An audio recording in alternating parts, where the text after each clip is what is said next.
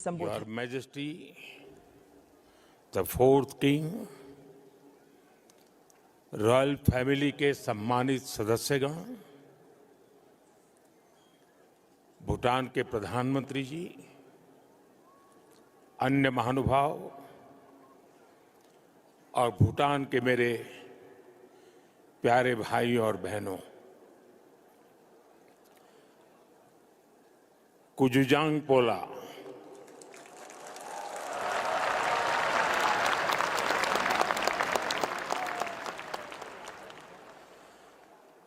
आज का दिन भूटान के लिए,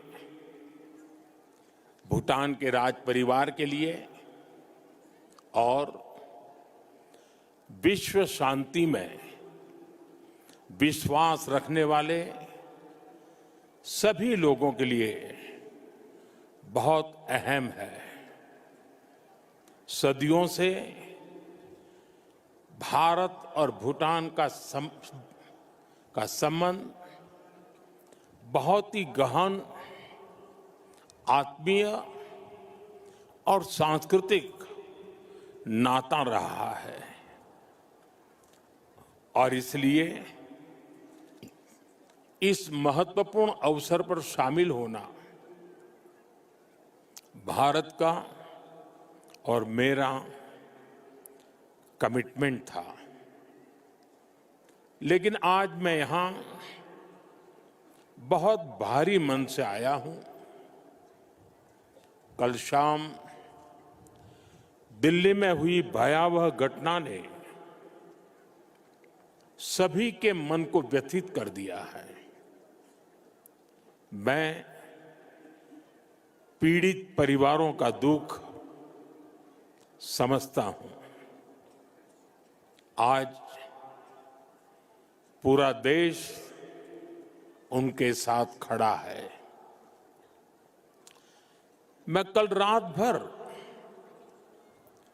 इस घटना की जांच में जुटी सभी एजेंसियों के साथ, सभी महत्वपूर्ण लोगों के साथ संपर्क में था, विचार विमर्श चलता था, जानकारियों के तार जोड़े जा रहे थे। हमारी एजेंसियां इस षड्यंत्र की तह तक जाएगी। इसके पीछे के षड्यंत्रकारियों को बख्शा नहीं जाएगा। All those responsible will be brought to justice.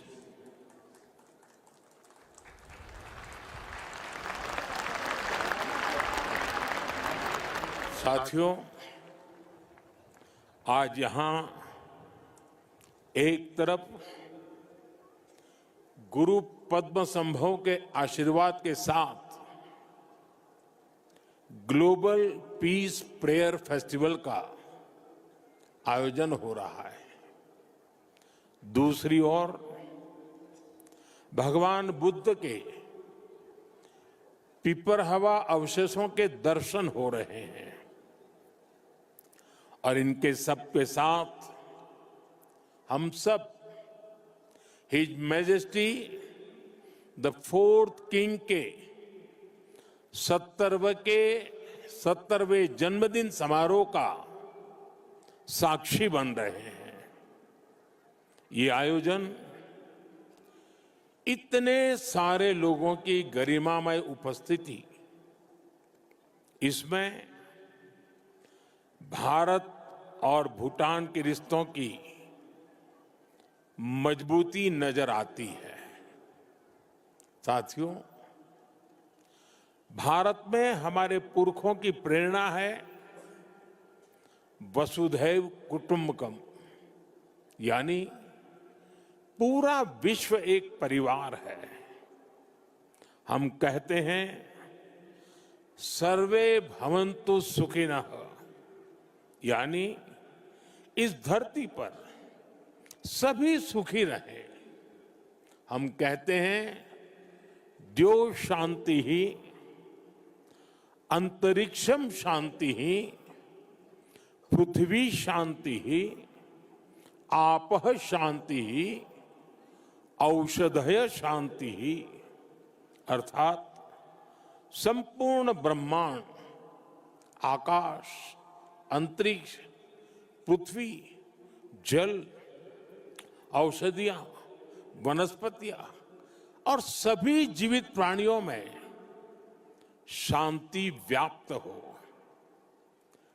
अपनी इन्हीं भावनाओं के साथ भारत भी आज भूटान के इस ग्लोबल पीस प्रेयर फेस्टिवल में शामिल हुआ है। आज दुनिया भर से आए संत एक साथ विश्व शांति की प्रार्थना कर रहे हैं और उसमें 140 करोड़ भारतीयों की प्रार्थनाएं भी शामिल है। वैसे यहां बहुत लोगों को पता नहीं होगा, वडनगर, जहां मेरा जन्म हुआ, बौद्ध परंपरा से जुड़ी एक पुण्य भूमि रही है और वाराणसी, जो मेरी कर्मस्थली है, वो भी बौद्ध श्रद्धा का शिखर स्थल है। इसलिए इस समारोह में आना विशेष है। मेरी प्रार्थना है कि शांति का ये दीप भूटान के, विश्व के हर घर को आलोकित करे। साथियों, भूटान के his majesty the fourth king का, उनका जीवन विजडम, सिंप्लिसिटी, करेज और राष्ट्र के प्रति सेल्फलेस सर्विस का संगम है।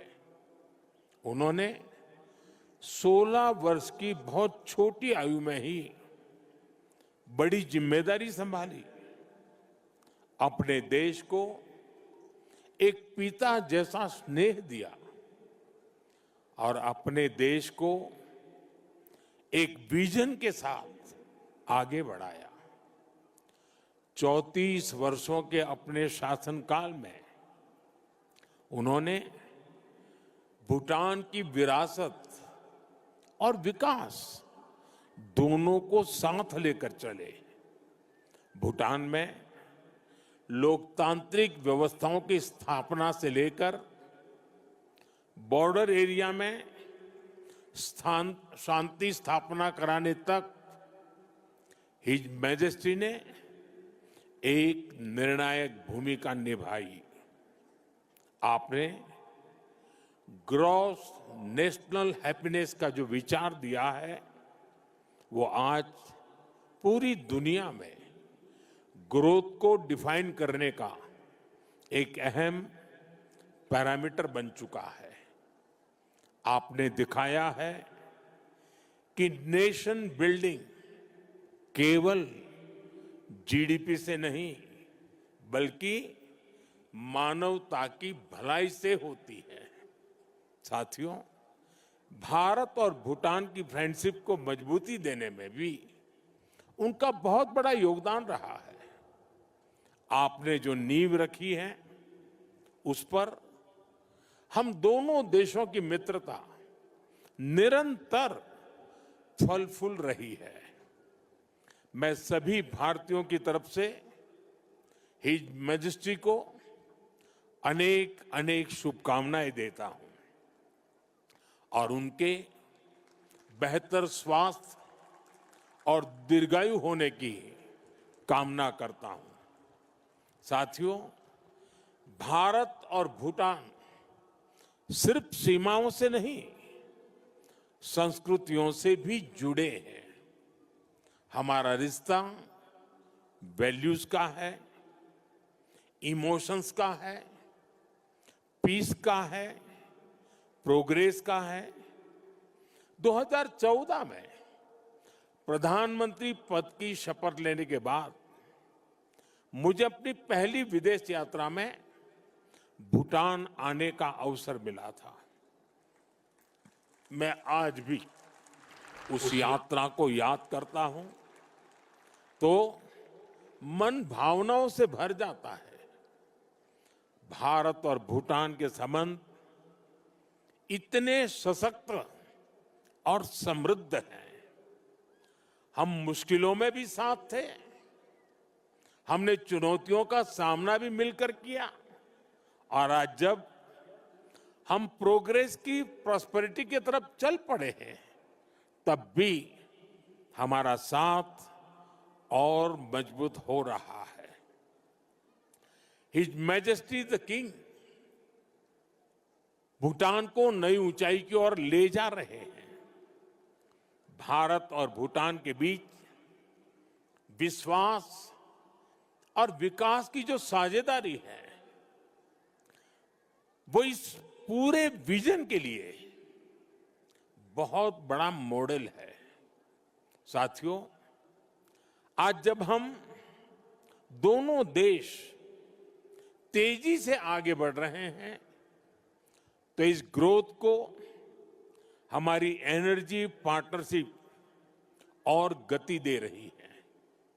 भारत भूटान हाइड्रो पावर साझेदारी की नींव भी his majesty the fourth king के नेतृत्व में रखी गई थी। हिज मैजेस्टी फोर्थ किंग और हिज मैजेस्टी फिफ्थ किंग दोनों ने ही भूटान में सस्टेनेबल डेवलपमेंट और एनवायरमेंट फर्स्ट का विजन आगे बढ़ाया है। आपके इसी विजन की नींव पर आज भूटान विश्व का पहला कार्बन नेगेटिव देश बना है। ये एक असाधारण उपलब्धि है। आज per capita renewable energy generation में भी भूटान विश्व के सर्वोच्च देशों में से एक है। साथियों, भूटान आज अपनी इलेक्ट्रिसिटी 100% रिन्यूएबल स्रोत से उत्पन्न करता है। इस क्षमता का विस्तार करते हुए आज एक और बड़ा कदम उठाया जा रहा है। आज भूटान में 1000 मेगावाट से अधिक का एक नया हाइड्रो इलेक्ट्रिक प्रोजेक्ट लॉन्च कर रहे हैं, जिससे भूटान की हाइड्रो पावर कैपेसिटी में 40% की बढ़ोतरी हुई है। इतना ही नहीं, लंबे समय से रुके हुए एक और हाइड्रो इलेक्ट्रिक प्रोजेक्ट पर भी फिर से काम शुरू होने जा रहा है। और ये हमारी पार्टनरशिप सिर्फ हाइड्रो इलेक्ट्रिक तक सीमित नहीं है। अब हम सोलर एनर्जी में भी एक साथ बड़े कदम उठा रहे हैं। आज इससे जुड़ी अहम समझौते भी हुए हैं। साथियों, आज एनर्जी कोऑपरेशन के साथ साथ भारत और भूटान की कनेक्टिविटी बढ़ाने पर भी हमारा फोकस है। हम सभी जानते हैं, connectivity creates opportunity and opportunity creates prosperity. इसी लक्ष्य के साथ आने वाले समय में गैलेफू और सामत्से शहरों को भारत के विशाल रेल नेटवर्क से जोड़ने का फैसला लिया गया है। इस प्रोजेक्ट के पूरा होने से यहां की इंडस्ट्री का, भूटान के किसानों का भारत के विशाल मार्केट तक एक्सेस और आसान हो जाएगा। साथियों, रेल और रोड कनेक्टिविटी, इसके साथ साथ हम बॉर्डर इंफ्रास्ट्रक्चर पर भी तेजी से आगे बढ़ रहे हैं। हिज मैजेस्टी ने जिस गैलेफू माइंडफुलनेस सिटी के विजन पर काम शुरू किया है, भारत उसके लिए भी हर संभव सहयोग कर रहा है। मैं आज इस मंच से एक और महत्वपूर्ण घोषणा कर रहा हूं। आने वाले समय में भारत गैलेफू के पास इमिग्रेशन चेक पॉइंट भी बनाने जा रहा है, ताकि यहां आने वाले विजिटर्स और इन्वेस्टर्स को इससे और सुविधा मिल सके।